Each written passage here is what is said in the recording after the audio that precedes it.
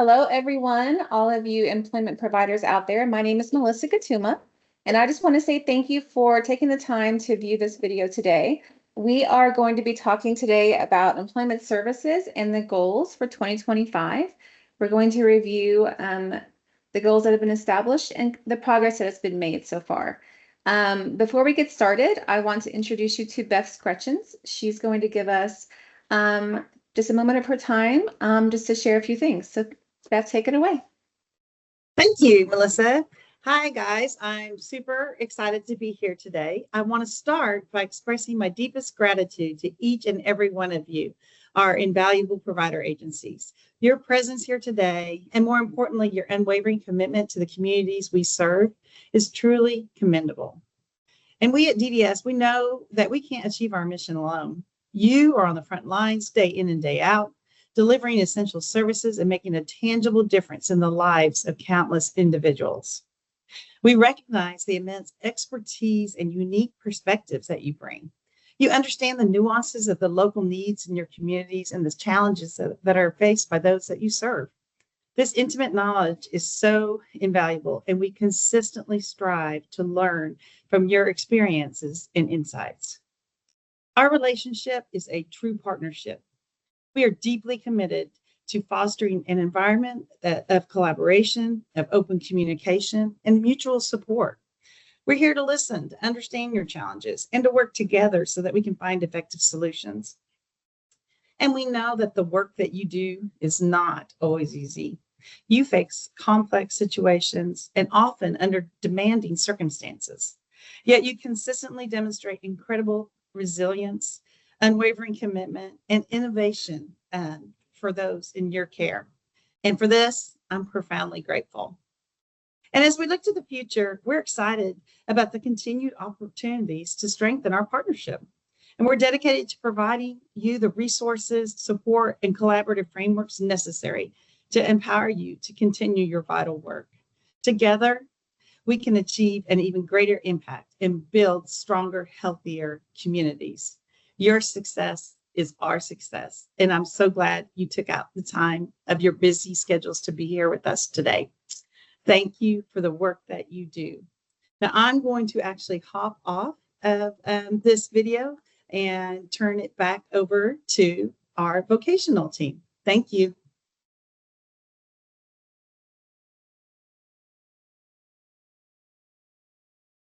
Wonderful. Thank you, Beth, for that introduction. We appreciate you. We are just going to hop right into our presentation today, and we're going to start with some objectives. Today, we are going to talk through, we're going to introduce you to our team. We're going to talk through some core principles, the process that we went through to determine our goals for the year, and the progress that we've made so far.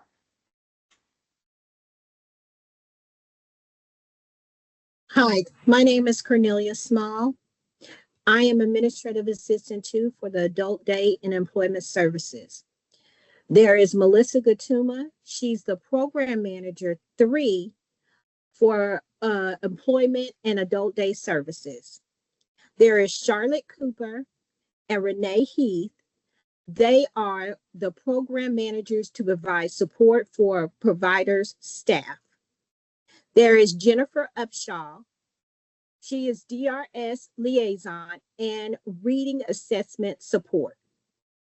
There is Vicki Stevens. She's over Adult Day Support. There is Norma Law. She does Educational Support and Transition.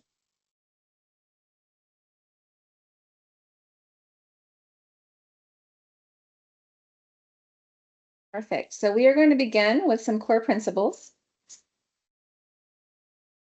Oklahoma has been established as an employment-first state, being that Oklahoma believes that every citizen, including those with the most significant disabilities, are capable of employment and full participation in community life. This was actually established through House Bill 1969, which was part of the regular session in our legislature in 2015. So it's been over 10 years now since this was initially established. In addition, Oklahoma Human Services became the very first ever Help-Centered organization that was appointed to us back in 2024. And what that means when we're talking about being hope-filled and hope-centered, it just basically means that we are deliberately fostering hope in individuals and communities.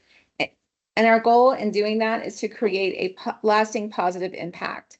So to do that as an organization, we have to make sure that we have goals, pathways, and agency in believing that we have the ability to actually achieve those goals. And if you have questions about any of that, I would encourage you all to read the book Science of Hope by C.R. Snyder. It can give you all the information about being hope-centered and what that means. Hi, most of you guys know me. I'm Norma Law.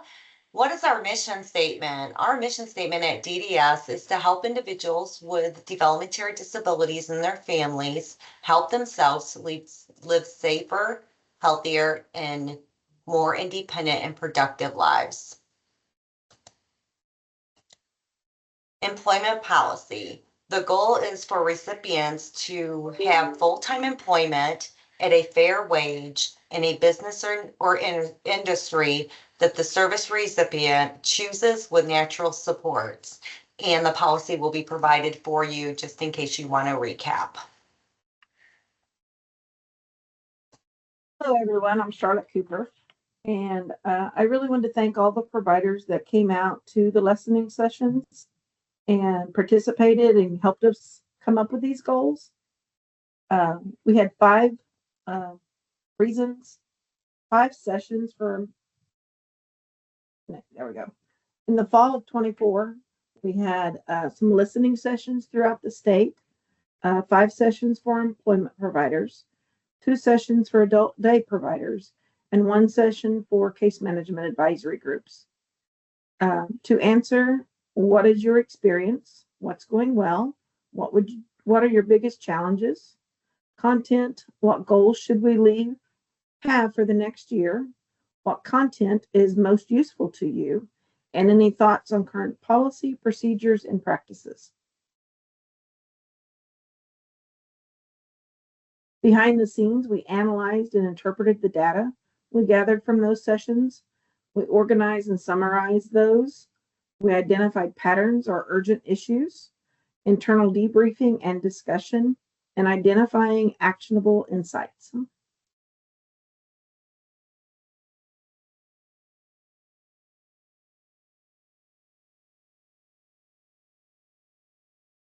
Renee, you're on mute.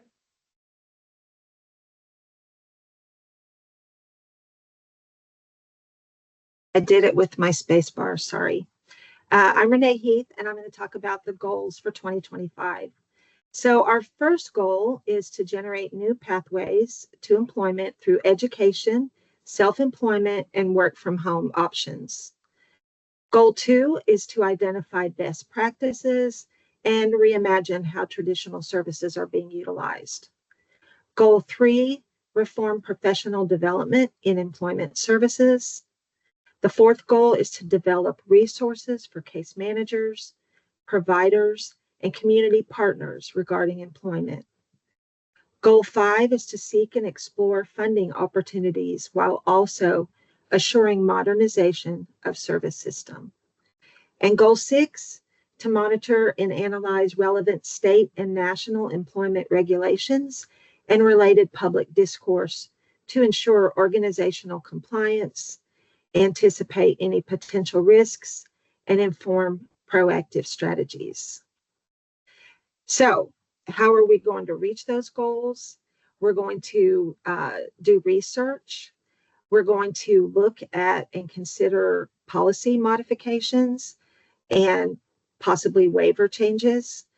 We're going to work with our partners, our various agencies like Department of Rehabilitation Services and the Department of Education.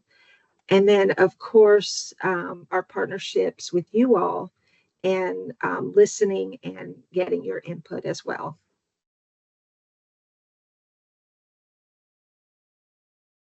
All right. Hello, my name is Jennifer Upshaw, and I'm here to talk to you about the progress we've made so far. In our quest to find new pathways to employment, the Employment Services Unit has formed new partnerships with colleges and the IPSE leaders, the Inclusive Post-Secondary Education Programs. Plus, we've also been researching what other states have done in this area. For goal number 2, as we reimagine how services will look, we conducted roundtable conversations with center-based providers to brainstorm new paths and new ideas to explore in the future. Plus, the employment services staff always discuss these topics when they're out at during site visits. For goal 3, the Employment Services Unit has updated the training for new case managers. And for goal 4, we have developed a resource guide for schools and made update to the DDS website. For goal 5, we are researching what other states are doing, especially through our partnerships with APSE and SELN. And for goal 6, we are tracking the status of the 14C certificate, WIOA programs, just to make sure that any applicable changes to those are reflected in our policies. And of course, we're looking at any kind of changes to governmental structure. All of this comes with a need for policy change, so a special shout out to Charlotte Cooper and her policy committee members who are suggesting the needed changes, and a shout out to the DDS leadership for their ongoing support.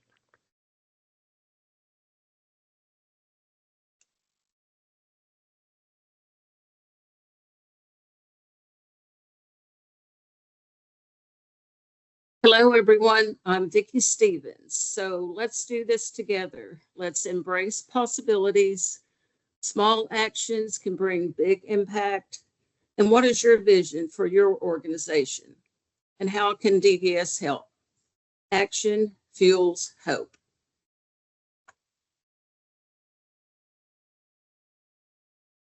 So I just want to end by saying thank you to everyone for taking the time to access this video.